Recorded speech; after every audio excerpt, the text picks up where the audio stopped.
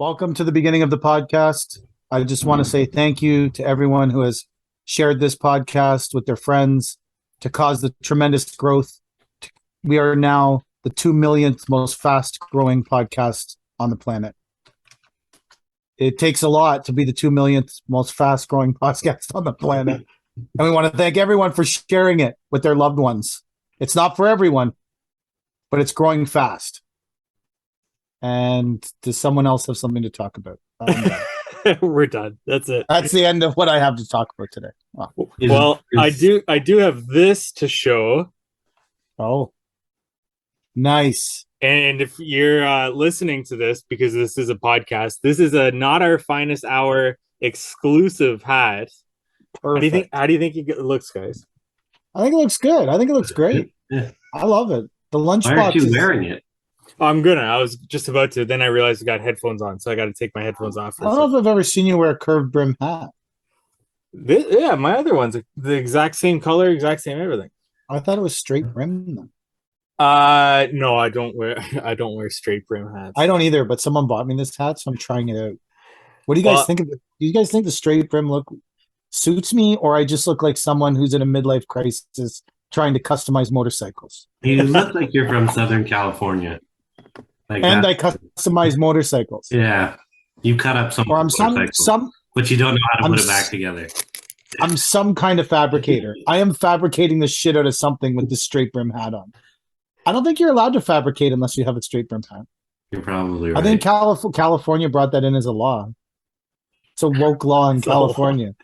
You must have a straight brim hat in order to fabricate in the state of California. Well, guys, it's been a couple of weeks here. It has been.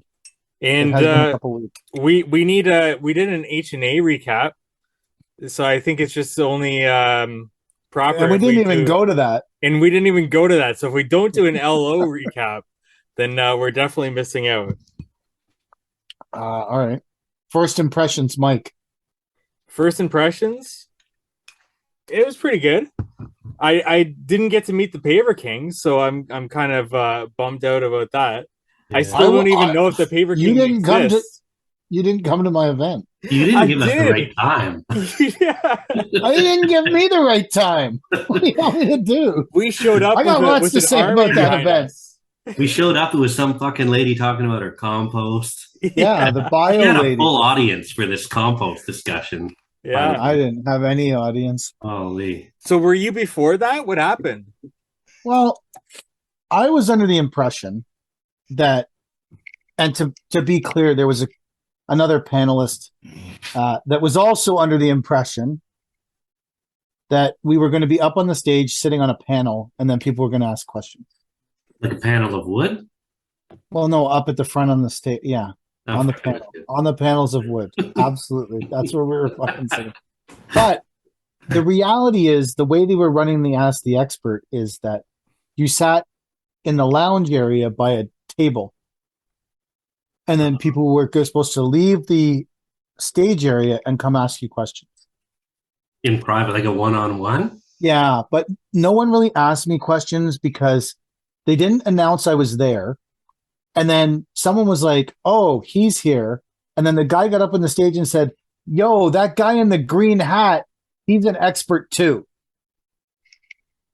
Not a ringing endorsement of my qualification. Like, yo, green hat guy, he's going to drop some knowledge. He's going to help you build your business, that green hat guru. So a couple people came up and asked me questions. Nice. So it wasn't on stage, like with a microphone. No, it was not on stage. Because we got there and there's like three bar stool chairs on stage. I figured that's where you guys would be. I thought so too when I saw them, but it is not the case. So when I signed up Escape Live before the pandemic, where they had the big bleachers and there was a couple hundred people there and everyone was watching the live presentations, but I guess it's toned down. Maybe they weren't sure about how the reaction to this, like how many people would come, so it was not that. It was a small stage that I wasn't allowed on. and then sit by a chair by myself until someone said, "Hey, that guy in the green hat's an expert." And then two people came and asked me if they should buy machines. And I said, yes, should mechanize everything. I also told them, envision it and the outcome will come true. Got to form the vision in your head and the outcome will come true. Then did they throw money at you? Oh yeah, they wanted to join my club, my club of people that all want to use me as their guru.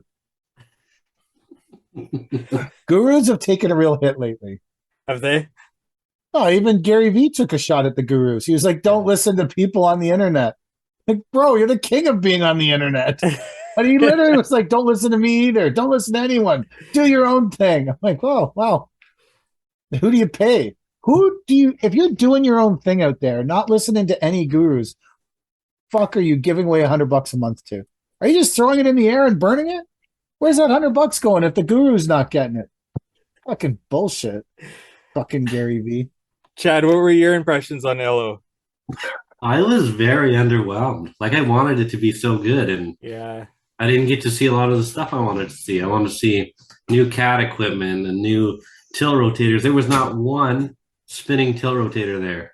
Like, none. I saw one end cone on the ground and maybe two like little roto tilts on a display or something like that, but it did not do it for me.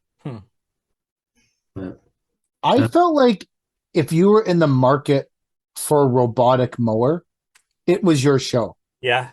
I mean, it was about you. They woke up and said, people who want robotic mowers matter. And they brought out as many robotic, like every second booth was a robotic mower booth. I was like, how many of these fucking things are we selling? I don't even see them anywhere. I am not part of what is the root density on a robotic mower? I think it's just one house, isn't it? Maybe you could set it up for more. I don't know that much about it. I could use a robotic mower. Yeah. At the yard, I want to have a robot mower. They work really good. Yeah, I can see them. Yeah, they're good. I have a couple. We buried a couple lines for clients. Oh yeah. Yeah, like ripped up the driveway that driveway that was like 27,000 little squadras. Yeah. We had to tear up part of it to get the line under that guides the mower from not going out into the street. No doubt.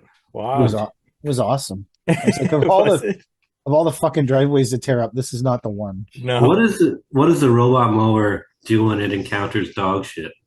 Runs over it. Oh yeah. It's the same thing as the Roomba, where it smears it all over the fucking house. Oh. Have you heard of that phenomenon? No. It's like re-engineer the Roomba, because if your dog took a crap on the hardwood floor or something, it would smear it all across the floor and not know it did, right? That's a tough go. Yeah. Or maybe there's a separate robot shit picker upper that goes around in front of the robot mower to just pick up the shit. Or maybe that market's not covered yet.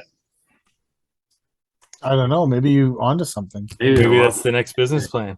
So in my city, we live in like a river town, right? Or I mean, any seaside or waterside town. We have a real problem with geese. And so there's a tender that goes out every year. It's a goose cleanup. So I asked a question one year. I said, are we cleaning all the geese in a group, or is it individual goose by goose? They had a clarification to say it was to clean up goose shit. I was just fucking with them. So how do you price? Does the same guy get it every year? I don't know. I never looked into who got it. What do you do? Like power wash it? No, it's like it's on the beaches, right? Like goose shit on the beaches and goose shit on like the parkway and stuff like that. You gotta go. Like on the highway? There's so much goose shit on the highway, you gotta go clean it? What's the parkway? Not on the pavement, but like on the parkway, like on the side of the highway where they have the picnic benches and shit set up. And all that stuff, right? So anyway, if you're in that kind of work, Cornwall's a fucking gold mine for you. Into the goose shit. Clean up. If you need to get rid of geese, the Toronto Zoo has a great system. If you stuff a lot of geese into a cube van in the middle of the summer with no ventilation, when they get to where they're going, there'll be about 2 geese alive out of the 300 you stuffed in the van. Have they done this? Yeah, you could look it up. Is this a thing? It was a thing. I'm old. You guys were probably in like grade 3 when this happened. We used to always joke about just stuff them all in the van, like fucking Toronto Zoo. Yeah, but that's how you get rid of geese in Toronto. Stuff those motherfuckers in a van. I can't imagine there's a lot of geese in Toronto, though. Is there? There's a lot of geese. There's a lot of geese everywhere. Yeah, they're everywhere. They're a pest. Yeah. They are a pest. They're aggressive too. Oh, when we used to work down at the water treatment plant, there was signs everywhere. Beware geese. Everywhere. Beware of the geese. The geese are coming for you right now. Yeah. And they would attack you. We have at our Walmart, there's you know how they have those little planting medians? Is this the distribution center or the actual Walmart? It's for the customers there. You go in, the actual, there you go. Yeah. The actual Walmart. The actual Walmart. On Cornwall, we got to clarify. That's it. In one of the planting medians, they put the hackberry or whatever, and then they put some roses and shit like that. Anyway, in one specific median, every year, a family of geese migrates into that parking island and has their babies. Perfect. And they have to fence off this one median for this fucking family of geese just until they're gotta protect them. Fly away, I guess. Protect them at all costs. Say nothing about like only the smartest survive or whatever. You're gonna let these fucking geese raise their family in a Walmart parking lot. Obviously not the smartest geese. Obviously not the smartest geese there is. When I worked for a supplier, we had a mulch bin that always got invaded by geese and they would lay their eggs in there. And my manager got trapped in there because he went in and the geese cut him off and came in and had him cornered. So somebody else had to come in with the forklift and try to scare the geese away so that he could actually get out of the mulch bin. I'm trapped in the mulch bin. Yeah. Where's Tom? He's been in the mulch bin all day, that lazy fuck. Meanwhile, this guy's fighting off the geese in the background. Everyone's like, where's that lazy motherfucker? What is he doing? I'm just trying to survive the day. Oh, I love it. I have a plan for next year at LO Congress, guys. I think I've got a good idea. I think we should have a Not Our Finest Hour meetup. I think so. We have a year to build up to it. Let's go for dinner. Let's make something real of it. Get a booth, and we should make a podcast booth and have people stop by. I think that would be cool. And do podcasts from that. Yeah. I've never seen anyone do that before. Have a podcasting booth where people stop by at a big trade show. We'll be the first one. First one ever. We're breaking boundaries here. In Canada. Why not us, right? Well, someone's got to be the first. Why not us? So have we done our Congress review? I guess so, yeah. No, you didn't give your opinion. Oh, I said I thought it was for people with a lot of robot mowers. Oh, yeah, that's true. I guess after 3 years, I was expecting something abnormal to the normal. Yeah, I wanted something cooler. And it was Congress, the same Congress that it's always been. Yeah, it even so when I met Chad, we were in the first section. Yeah. And then we walked through it and we were through it in 20 minutes. Yeah. And there's a couple of other booths that I wanted to go back to, and that was it. I thought that the Milwaukee full-size battery cutoff saw was pretty cool. Yeah. I thought that was pretty neat that it was a full 14-inch blade saw. Mm-hmm. It was, I don't know if you guys saw it, but when you pick it up, it's heavy. Yeah. It's no have a card on it too, whatever that saw you guys have is. Hilti. Hilti. Yeah. It also has wheels and a card on it heavy, I think, but but it was pretty neat. It was pretty cool. Hilti has one now too.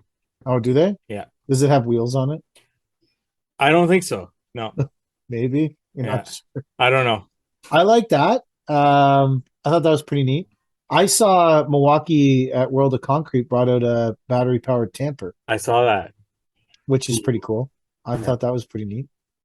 All that stuff, the saws specifically, like when we use the little battery powered saw, or when I used it briefly on one job. So this is just the guys when they were using it, they liked it because there wasn't that constant idling saw in the background. Yeah, Because as soon as you let go of the trigger, it shuts off, which I is like that. Yeah, is pretty cool. I looked at the SVL 75-3. yeah. I thought that the fuel tank being on the back door In the was door.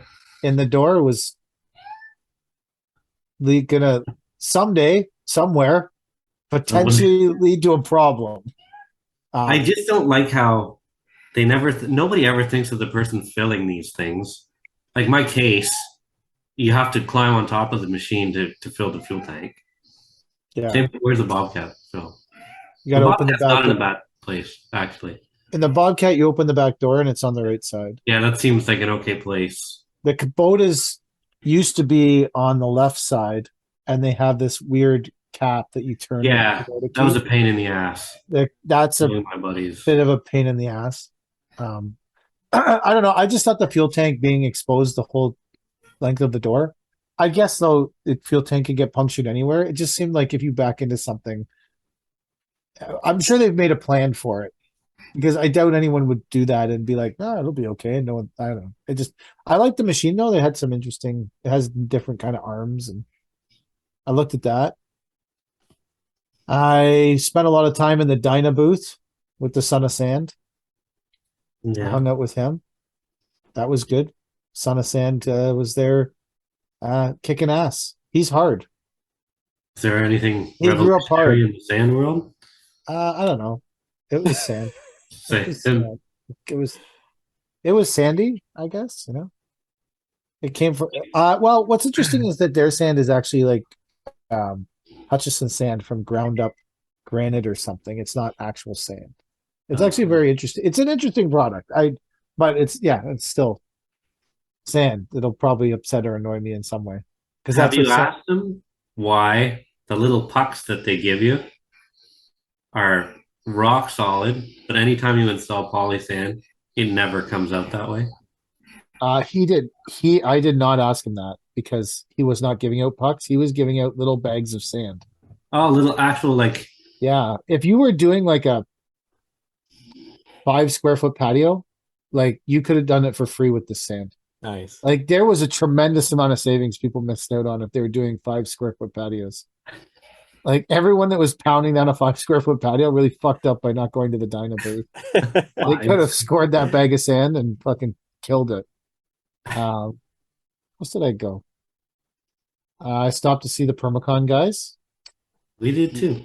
One of them. That's who where was- I met Bursting the Chad. flame. Oh, is I that where you asked met them. Chad? Yeah, I asked him, "Am I going to set on fire coming in this booth?" He said no, and he grabbed me and pulled me onto the display. I talked to one of them who listens to the podcast, and he said I've never said anything offensive about them, so that's good. Nice. It's good to know. Where else did I go? We went to the Synced Up booth. We went there. Checked them out. Yeah. Yeah, we went and checked them out. I had a meeting with them today, but they're not a good match for what we're trying to accomplish. So we are going to continue on our quest.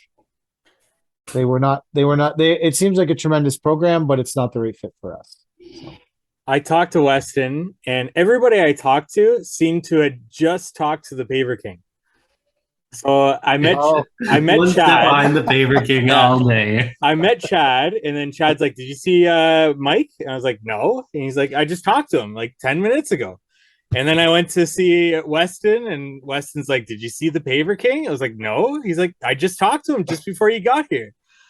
Everybody that I talked to just seemed to have just talked to the Paver King, but I couldn't catch up to you. I'm fast Apparently, and small and quick. It's I get away from a crowd easily.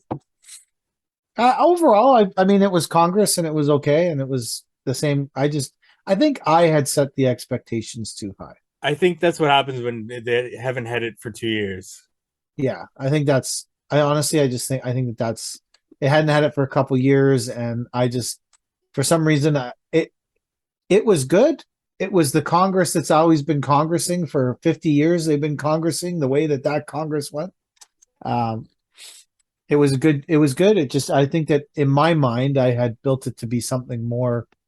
Like I'm sure when I go to my first end, I'm going to think it's the greatest thing ever, and then I'll be halfway through it going, I remember talking about knowing my numbers.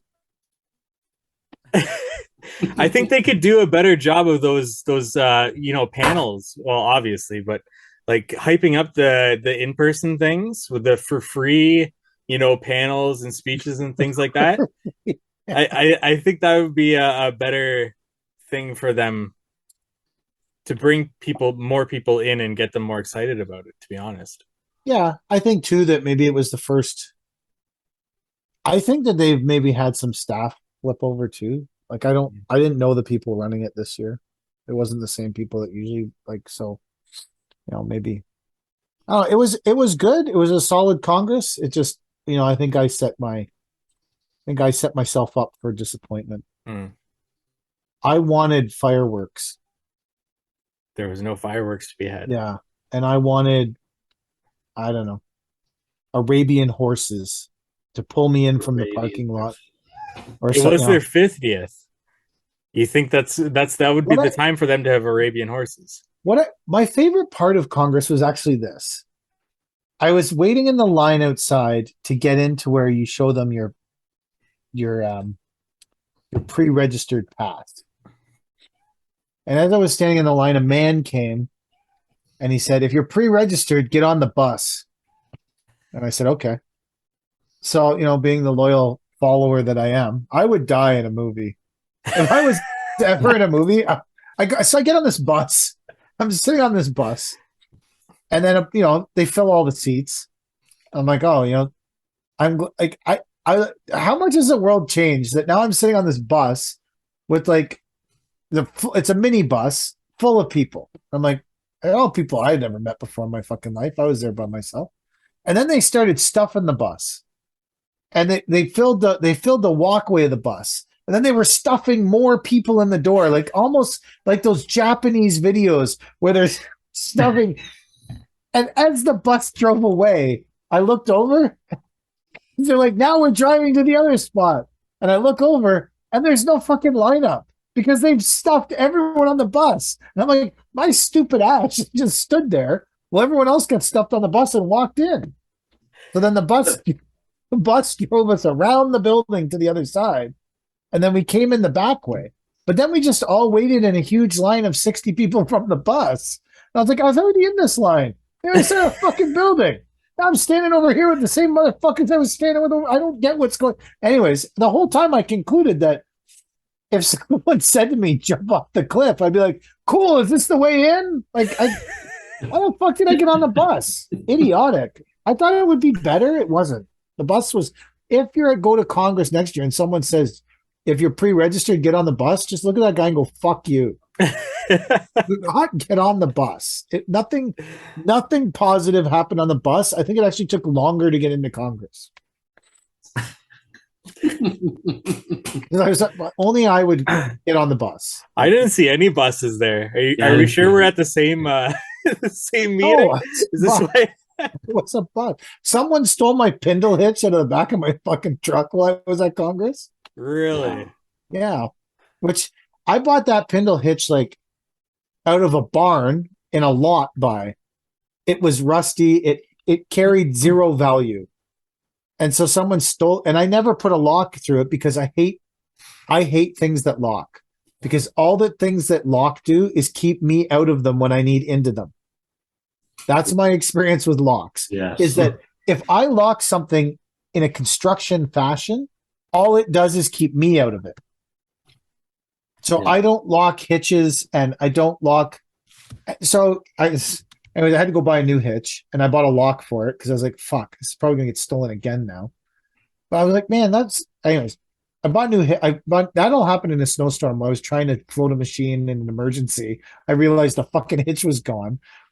so I got the lock, and then my tailgate locks. It has, I don't know if you guys have it. It has a little key, and you can lock your tailgate. Yeah. So I have a tarp on my truck now, and so I was like, oh, I'll start locking the tailgate because people are stealing stuff. So I lock the tailgate. I unlock it. It works perfectly. I'm like, okay, this works. I'm good. So I lock it. And then last Sunday, I was trying to decide whether or not we would run the trucks on Monday. So I drove up to the dump just to check the road. And then when I got to the dump, I was like, I don't really want to drive back up here tomorrow to put fuel in the skid steer that's pushing piles. So I'll put fuel in it now. So skid steer was in a weird spot. So I backed the truck up, and the truck got stuck in these two ruts, but it was snowy and icy at the dump. So all four tires were just spinning in low in these two ruts. I'm all by myself. Like, this is fucking great. So I call one of our guys and I say, hey, he lives 10 minutes from there. I'm like, bro, I just need you to yank me with the machine out of this fucking rut. He goes, okay. So I go around back because I know in the drawers I have in the truck, I have a tow strap. I put my key in the fucking lock of the tailgate, and the tailgate doesn't unlock. And I'm like, you motherfucker, you fucking son of a bitch.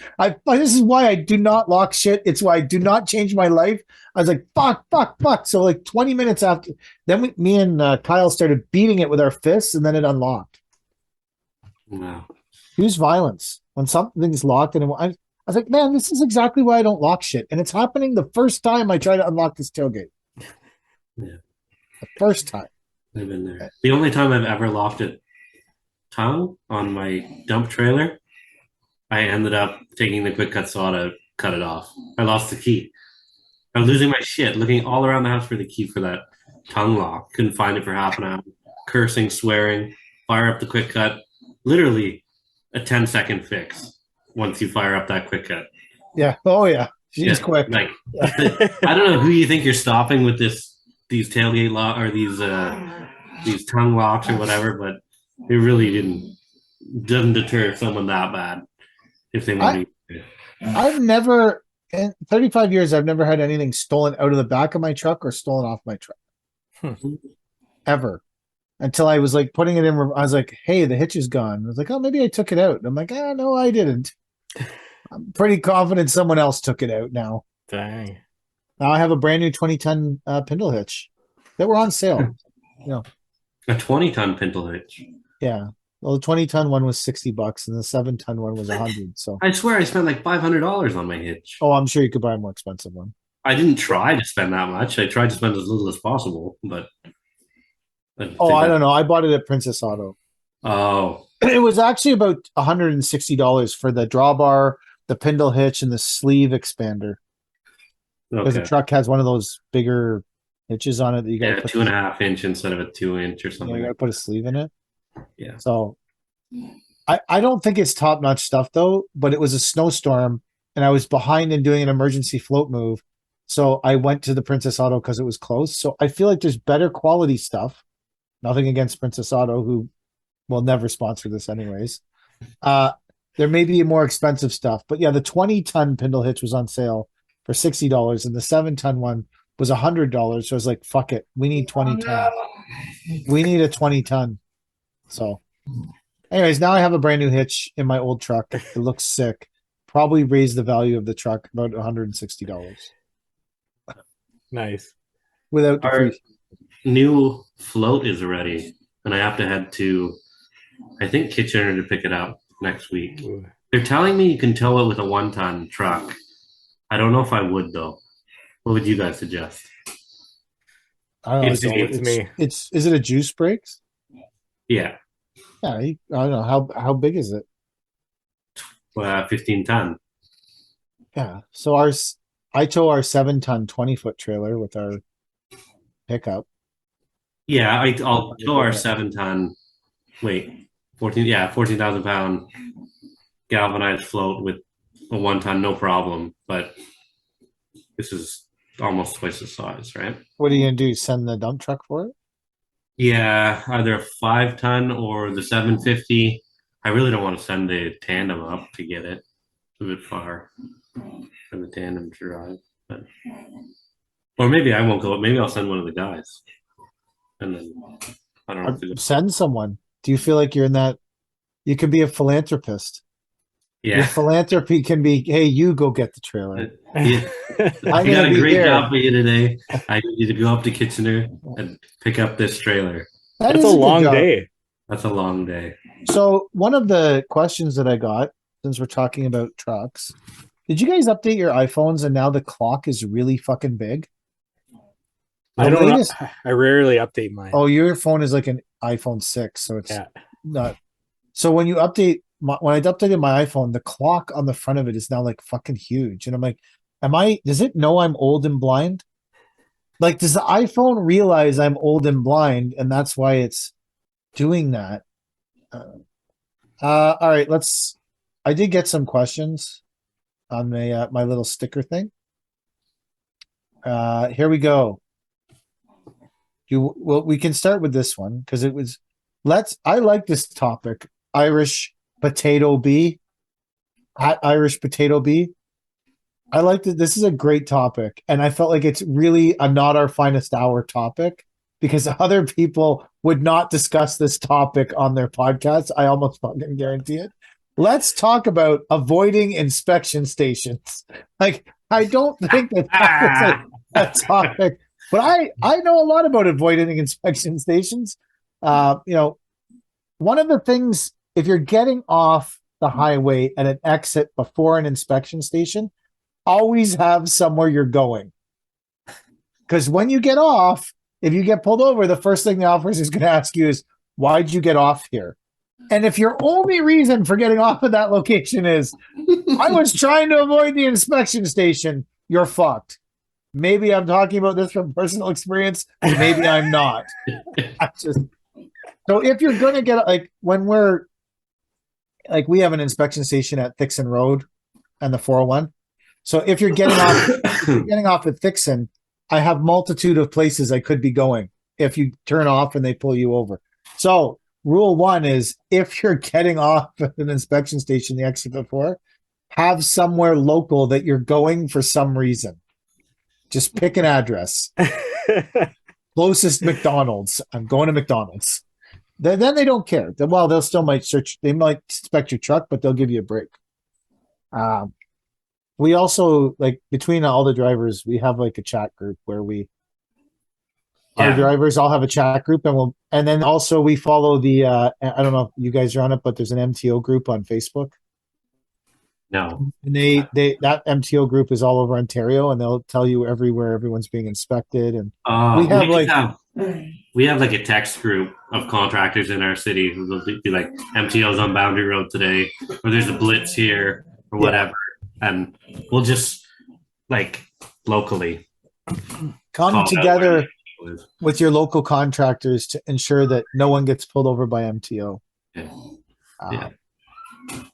Yeah, you could also, another quick move if you're driving like a smaller truck, is you can run the lights and hope they don't chase you down, and then pretend you didn't know you were supposed to go in there. Plead ignorance. That's another method, because sometimes they won't chase you down. Sometimes you can run the lights in like a pickup with a tandem trailer and a Bobcat on. You can sneak through there. They won't pull you over. And if they do pull you over, immediately say, I didn't know I was supposed to go in there. I thought that was just for transports. I thought it was just for transports. Really? Oh, I didn't know that. But here's all my proper paperwork and inspection log and everything. But I didn't know I was supposed to go in there. This is so the Facebook group is also like that. They're good for if you're going out of your area. But yeah, we have local contract. Like, there's a bunch of us that all text each other and post it on Instagram or Facebook or anyways. Those are the ways that I avoid. Well, those are the ways someone could avoid MTO inspections. I'll edit out where you said I. Yeah, if you can just beat that. That's what I would. We've got a set of roads that you don't go down any day because those are the MTO roads. Oh, yes. And some of them are main roads. So, like, to go around, sometimes it takes like 10 minutes extra to get where you need to go. But you are taking that extra 10 minutes every single time. Put it in your fucking time app. I don't care. Taking that fucking extra 10 minutes to get where you need to go. So one of the problems I have with it is, and this is like Cody got pulled over in the spring, and she was there for like 2 hours getting inspected. I don't mind if you pull the trucks over. I don't want unsafe trucks on the road either. If there's something wrong with one of our trucks, tell me. I'll fix it. I'll get new tires, whatever. We spend a lot of money fixing trucks. I'm not scared to spend money to fix a truck. It's more the 2 hours that she fucking spent there, and then who's paying for that? Are we paying for it? The client certainly probably shouldn't pay for her being stuck because she was working for a client when she got jammed in there by the hour. So, like, you're stuck there for 2.5 hours to inspect a truck is outrageous. You shouldn't be pulling it in there if it's going to take you 2.5 hours. Yeah. That's my opinion. But once you're in there, what are you going to do? Rebel rouse? Cause trouble? That's not going to improve your situation. By watching videos on social media, rebel rousing with governmental authority figures doesn't seem like a way to make the problem better. Just from watching a couple of videos on Instagram or on Twitter, rebel rousing with government authority that very rarely makes your situation better. But makes for good content. Makes great content. Should go in there and start a brawl. So this isn't a topic for me because I don't know this much about this topic, but perhaps you guys can attest to this topic from Whitewater _ Enterprises, because obviously Whitewater Enterprises without an underscore was gone. Most comfortable work boots that are not made in China. I'm gonna look up where my work boots are made. Yeah, I honestly don't know. I don't know if they're made in I have my work boots that I'm wearing right now are made in Italy. I know that because when I bought them, it said made in Italy. I was like, that's why I bought them. I wanted to be runway stylish, man. What do you guys wear? Do you have a go-to, or are you still trying different ones? I've got a go-to. You do? I'm trying to look up. All right. I wore for a long time. I wore Doc Marten work boots because they were like really comfortable, and the soles are like protect you from acid or something. Oh, did you guys get anything from Congress? Did you buy anything? I would have loved to give my money to somebody, but nobody had. Each year I buy these, and they're amazing. What is it? They're like you're holding it up to the camera at a podcast. Yeah, that's true. I see you guys. So what did you buy, Mike? I bought so every year I buy these water insoles. I don't think it's water, but there's something inside them it's not a gel, so it's like a liquid, and they're really, really comfortable, and I highly recommend them. What's the name of them? This is just gel insoles. This is called Oasis insoles, but I think they just sell the product. I'd have to take a look at what the actual product name is. So I don't think Doc Martens are made in China, and I wore them for lots of different years. I don't have them currently because we were ordering our boots during the pandemic, and so I ordered these Italian boots. I don't know what they're made. I would recommend Italian boots though. They were good. So I like Ariat. They're like cowboy work boots, like the slip-on ones. You seem like a cowboy work boot kind of guy. Yeah. So I got a little story. They're either made in China or Mexico or Italy. So whatever that tells you.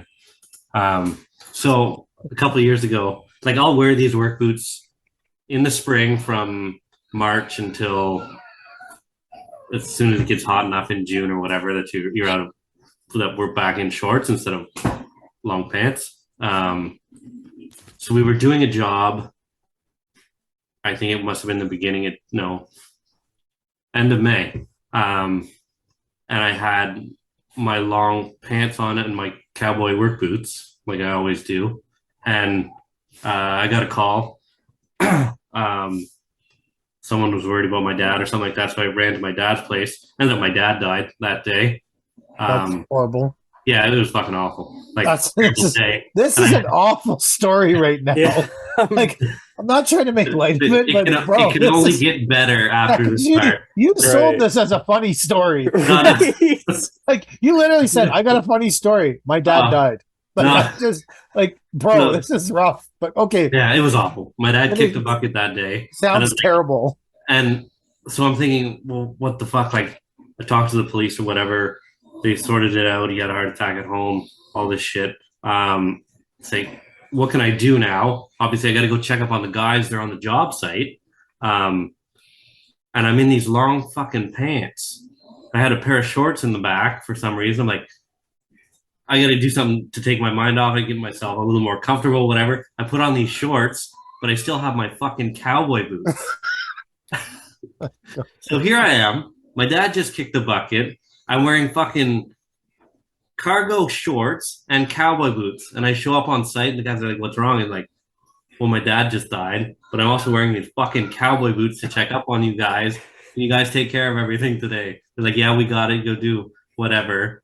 And here I get back in the truck and I just had to go for a drive to like clear my head in fucking cowboy boots and shorts.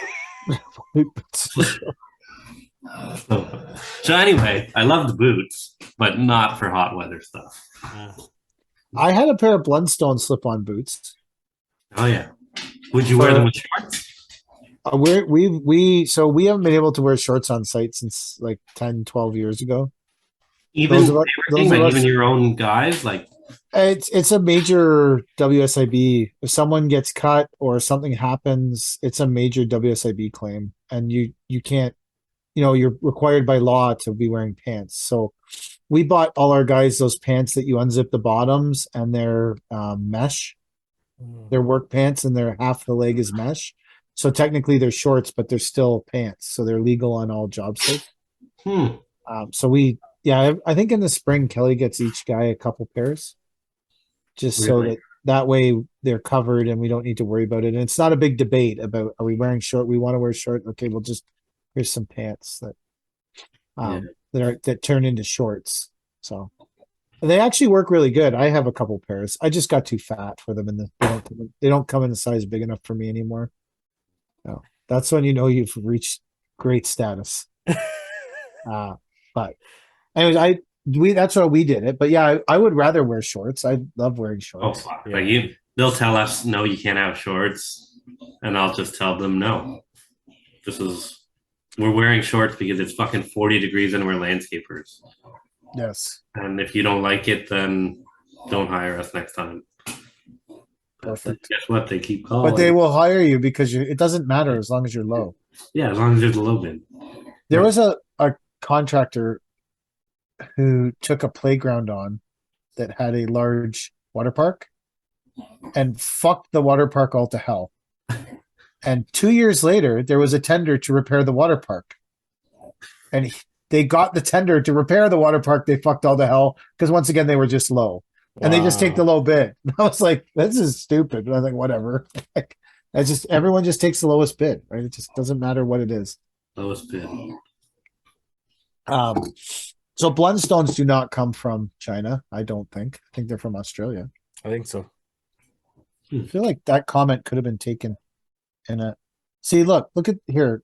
See how big the numbers are on my phone? Yeah, I got that. But so mine's been like weird. that for 6 months. Oh, well, so you have to click a thing that says you'll update your phone at night and then plug it in. Oh, yeah. But I don't usually plug it in because I forget, and then it doesn't update during the day. So this has been going on for 6 months. But apparently I clicked the thing and plugged it in recently because all of a sudden a lot of shit changed. There was a recent time that I clicked it and plugged it in. Okay, so we handled those two. Here is electric equipment. Mike, opinions on electric equipment? Ooh, I wanted to bring this up. Battery powered? Is that what we're talking? It just says electric equipment. I mean, they could be talking about an electric chair. Yeah.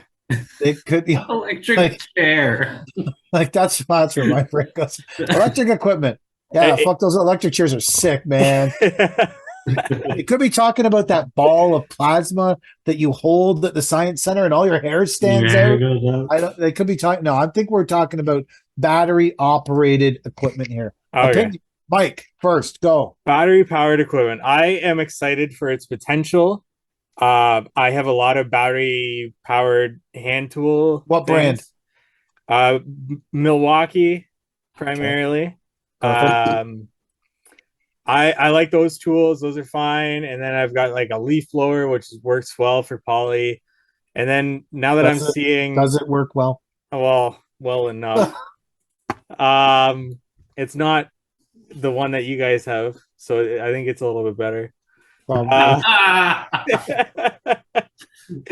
Being that the company never stepped How can forward you and know? sponsored our podcast, so I haven't heard a word of one about any of this stuff they gave me. Like, Yeah. not a single fucking You have thing. at least $1,000 worth of shit. Yep. And they've never followed up. they're gonna go bankrupt because of the amount of things they sent you. You know how many people? It's one thing that happened at Congress. Like I bumped into so many people, and they're like, "Yo, what's the story with that blower, bro?" At least 5 or 6 people asked me about that blower. I'm like, sorry, go ahead, Mike. With your, are you yay or nay? I am yay for its potential. Yeah, and you think what about the? Okay, so Chad, electric equipment. What's your opinion? So I'm the moderator.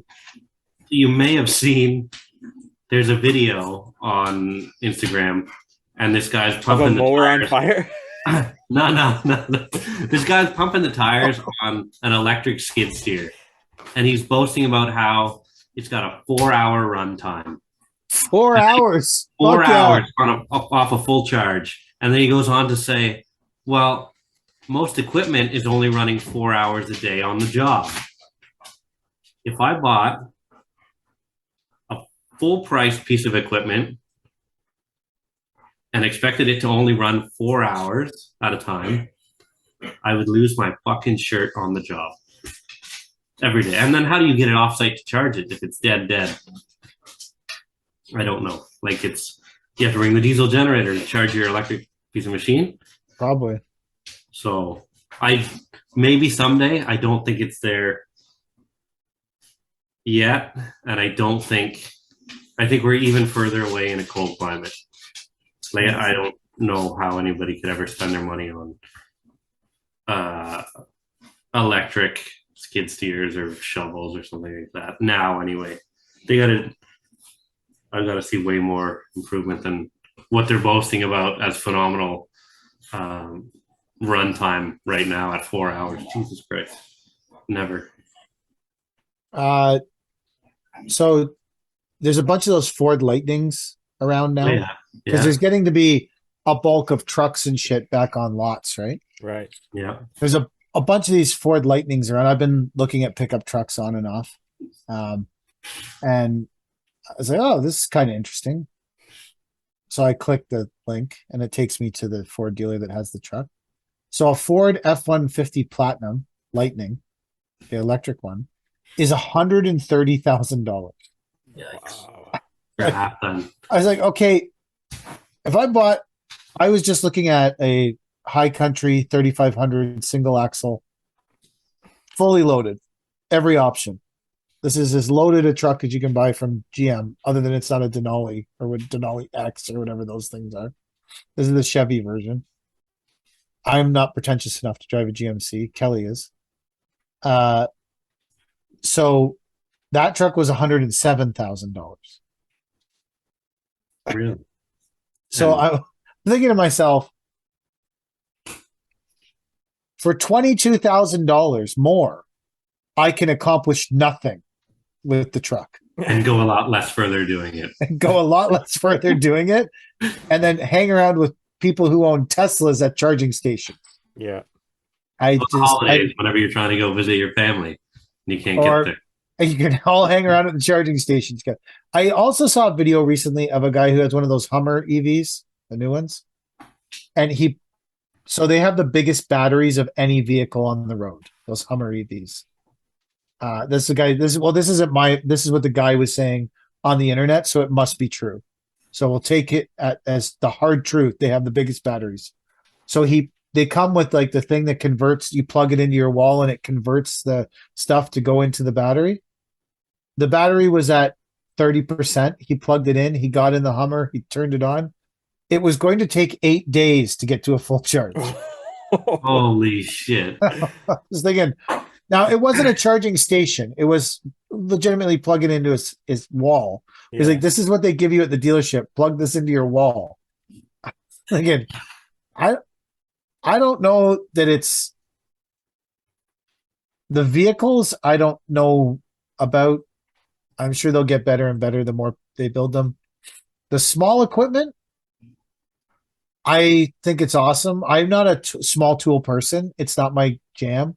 I don't have that like fascination with small tools that a lot of people have in our business.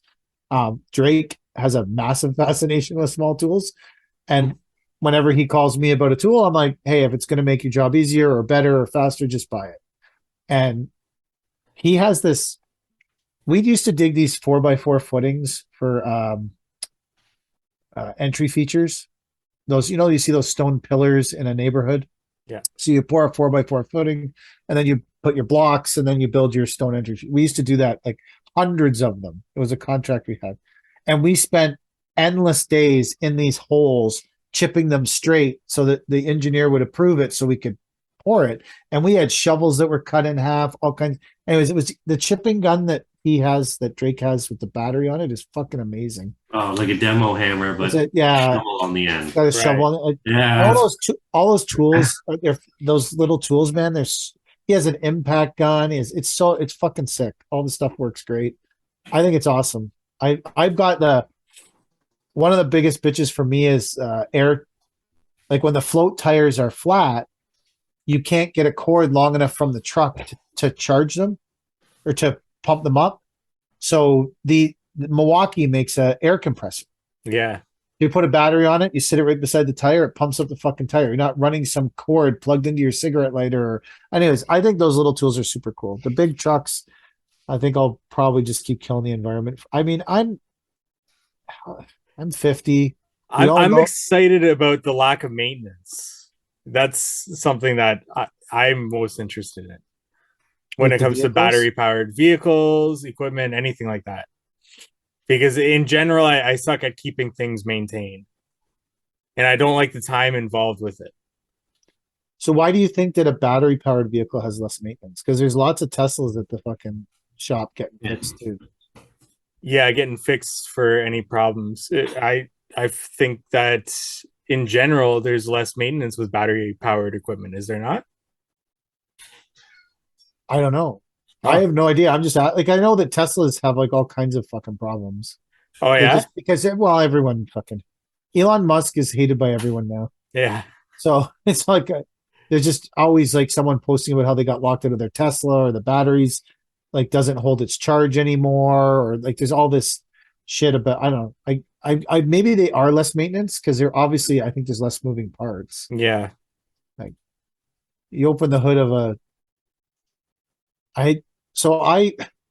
this is a good story. So I was making a video about the juice cleanse, and the shifter in my truck was sitting in the driveway, and the shifter in my truck was in the camera. So I put the emergency brake on and put the truck in neutral. But to do that, you got to turn the key forward. And then I made the juice video. And for the 3 juice days, my head was like pounding like someone was beating me with a hammer because of the amount of caffeine I drink and hadn't realized how much my caffeine up. When I stopped drinking carbonated beverages, I supplemented them with drinking like 9 coffees a day.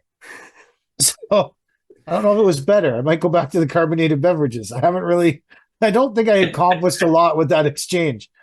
So my head smashing like a hammer. I'm drinking this juice, which a couple of them are okay. Most of them taste like fucking terrible, or they're really like intense. I don't know if they're terrible. They're just intense. And I got out of my truck and I stumbled into the house and I left my truck. And then I went in and I started emailing I put out all our pricing this week for bins and gravel. So I started emailing all the clients our pricing. And I left the truck in neutral with the key on all day out front of the house. Now the emergency brake was on. No one died. But when I went to get in the truck, it was dead. And I was like, fuck. So I was trying to boost it with Kelly's truck. And when I opened the hood of that one, I was like, holy fuck, there's a lot of shit in here. I haven't looked at that because in my truck, the motor looks like a little baby motor in a huge truck. In the diesel truck, the motor is like fucking ridiculous. Anyways, I could see why you would be intimidated by maintenance, Mike. I don't know if that was the intention of that story when I started it, but whatever. Yeah. I have a slow all right. So I think small electric tools are great. Big electric tools can suck it. How did you get into dump trucking? I feel like that's a question for me. I think no, that's specific to you. Chad has a dump truck. Oh yeah. Chad, how did you Right, get guys. into dump trucking? Can you repeat that one? My dogs are in and out. How did you get into dump trucking? I only dump truck to facilitate our own needs. Is that what he meant? I don't know. That was the question. I think it might be directed towards me, but I was trying to include you so you didn't feel left out. No. I want this to be an inclusive podcast. Yeah. Mike, how did you get into dump trucking? Oh, it was how did I get into it? There was a need in my market for it. So I never got into it. Never got. We got into it because our first driver, who's also my close friend, needed a job. So we bought a truck. Nice. And then we figured it out from there. And we budgeted it for it properly in our spreadsheets. It was fully budgeted when we randomly bought that truck in October and put Christy in it. But we originally started with one, and then we had a good driver who I trusted and who was very invested in the truck and the company. And then we built the company from there. So When we talked to the Synced Up people, I think it's an amazing program. It just wasn't right for us because one of the things was we were trying to get it so that our drivers could use it to produce invoices and stuff, but it's not designed for that. It's designed for landscape companies, not trucking companies. So it's trying to put like a triangle in a round hole. It wasn't square. Like it wasn't the right setup. And so we were trying to create a system so that the drivers could create their own invoices and projects for when they do everything. And then it would go to a central hub, and then Kelly could do it from there. But it wasn't the right. I don't know if that program exists. Maybe it's a good idea. But one of the problems was that the guy's obviously trying to find more about a business, and he said, well, how do these trucks know where they're going? I'm like, well, we have a shared calendar, but oftentimes one of the things that I think our clients like about our trucking business is that they call our drivers directly. And so our drivers often are off doing their own thing that I don't even know about because the clients called them and said, I need this load. And they're like, yeah, I can get it for you right now. And he was struggling with the mass amount of unscheduled vehicles we have roaming around in Durham at any time. We have 5, 6, 7 $200,000 vehicles just driving around, hoping for the best that someone calls. I get that though. Like we have one driver in town who brings us topsoil, and he always says, "If you need anything, just call me. Don't call the boss. Call me." Like it's like they're proud to service their own little group of clients, right? Like, and I don't know how it works logistically. Like, if my guys are like telling the client to call them instead of me for something, I guess it's okay, but I sort of want to know what's up. So why, like, I don't know. Maybe because it's trucking, it's different, but I think you just have to have the right driver. Like our drivers are all intelligent and invested. And they know we have a harsh policy of just telling people the truth. Either we can help them or we can't. I've always been interested in the concept of trucking, and I feel like for me anyway, whenever I see a good trucking company, that's like a big sign of success, which is could be completely wrong, right? Because it's a big show. It could be a complete buck show. These guys could be millions of dollars in debt. I could have no clue. But as soon as I see that nice shiny truck ride down the road, I'm like, that guy's got to go on. Chad, what's going on in the background there? Oh, my dog's humping the shit out of the bed. Like, I'm trying. It's blurry, but I think I can make out what's going on. Show there. Yeah. Anyway, he's going nuts. He's humping the bed. Perfect. I'm trying to get a better headset, but you can't get a fucking Thunderbolt headset that plugs into the back of this computer. So anyway, a little off topic. It was a good story, but I had to cut you off because Anyway, it gets no, but noisy. if I needed a trucking guru to get NDL trucking started, Yeah. I could give you some coaching I calls. I think I could. Yeah, That I could help you with. I can definitely tell you how to make a lot of mistakes and the pitfalls, and then maybe learn from. No, I think that we're you have to have the right people, and our people are all invested, and they all want it to be successful for them and for the people around them. It's not just about our whole team's like that. Everyone who works for us is about they want it to be successful for everybody. It's that it can never just be successful for me and Kelly. It has to be successful for everybody, or it won't grow and it won't be. It's not sustainable, Or you're just going to pilfer through thousands of people, which I don't want to hire thousands. It's not my jam to hire 15 new people every year. But so he struggled with this whole. So these trucks are just around. I'm like, yeah, bro, they're kind of just around, and then it always just seems to work out somehow. Something just always comes up. That's just the way it is. So you need something that allows the truck driver to quickly choose the client that they're serving. Yes. Input an address. Input an address as I guess a job. And then choose the material that they delivered, and then flat rate trucking. So we have flat rate. So because we do most of our trucking in Durham region, we have flat rates for the most common items. Yeah. And we have a flat rate for a full tracks a load, and then we have flat rate if you want your bin with 12 tons or 12 yards of 3/4 clear. If you want your bin with 12 tons of A gravel, we have flat rates for almost everything. And then for unique items, we have a delivery charge plus a charge per yard for, like, some people call for mulch or crusher run or brick sand or less popular stuff. We have a subsection that's usually just a delivery. Yeah. So really we need that list in an app with our customer list, because then I would like it. So if Cody's dropping a fill bin with 12 tons of gravel, she can go, okay, I'm dropping that for Matt Beam. I'm dropping it at this address. I'm dropping a fill bin with 3/4 clear. Hit that button. It generates an invoice, and then it sends it to Kelly and to Matt. And then that's the optimum of what we're looking for. Their program is for like scheduling, hardscaping and stuff, which is how they advertise it. So probably shouldn't have called them about this, to be totally honest. Like, I feel like this was really an error in my ways, not theirs. But it obviously theirs does that, but it's a different level. Yeah. It would do it for creating it. It does it, but it's not the way we would generate way too many projects and jobs. Because some days, we generate between all the trucks, we might generate 25 to 30 tickets a day. Right. Yeah. So you're generating so much stuff that it's not designed to work like that. Yeah.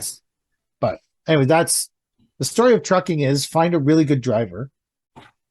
That's the first. And then create demand for it, and then provide crazily good service that's almost really close to being on. Like, we are really close to being an on-demand trucking service, which is crazy to think that we can. We have people call us for gravel, and we have the gravel there within an hour. And part of it is it just flows. And I'm sure there's lots of times we still get it there quickly, not that fast, but all of that's because we're all together flowing around, driving. So, but anyways, that was that question. So you need a good driver who's invested. Somebody did come up to me, and we talked a little bit, and they did say that you have excellent service specifically. This was Tyler. Yeah, it was Tyler from a company in Newmarket. Hallscape? I can't remember the company name. Okay. Might have been Tyler from Hallscape. But he did specifically say that you have excellent service. Really? Thank you, Tyler. And he's a great. If that's Tyler from Hallscape, he's a great client too. But yeah, we try to have this sort of keep the trucks close. I try to keep them all in Durham now because the problem is when you send a truck out somewhere, you lose it for so long that you could have done 2 or 3 things in the time it takes you to go. I'm rearranging some things next spring, so that we can have a better, because one of the things that ties up one of the bin trucks all the time is float moves. Your bin truck's tied up doing float, because sometimes you're doing float moves, like our clients are spread out all over Ontario. I did a float move once from Belleville to Paris, Ontario. Wow. I guess that's intense. It's a long day of driving, Yeah. like just endlessly driving. So I'm trying to keep a truck and the big float on float moves, because I think we're going to have a full schedule of float moves for one triaxle and float. And then keep Cody on. She's amazing with the clients, and that's her jam, is getting places when she needs to be there. So we're going to try and keep her off the float moves next year, because she's better at, she's good at everything, but she's good at like getting and staying in Durham and figuring out schedules and hopping around. And because a lot of it is logistical. Yeah. That's one thing that makes you better service, is figuring out logistically, being able to figure out the fastest way to do things. How many more trucks and truck drivers until you need an actual logistics person? Centralized. I've thought about that. Yeah. I think there's people who have less trucks than us already that have a logistics centralized person that's probably not driving a truck around and managing other crews. I don't know. Maybe a few more. We couldn't, at any one time, we're usually running 4 triaxles and 2 bin trucks every day during the season, 6 trucks. Oh, wow. So we have 2 brokers that work for us exclusively almost every day.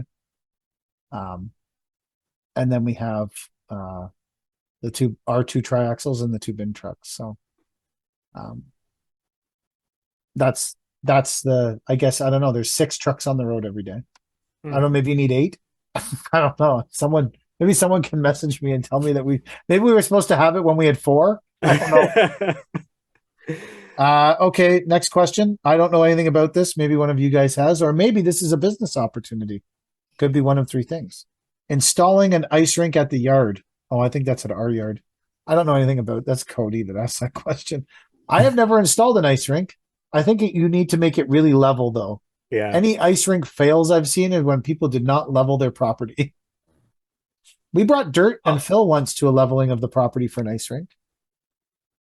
Eventually, the water will level itself, will it not? Yeah, but you have to contain the water till it freezes. That's true. Right, so it's got to be reasonably level, I would think. This is a good one. I'm going to ask Chad this question first. I think it's really appropriate for Chad. Uh-oh.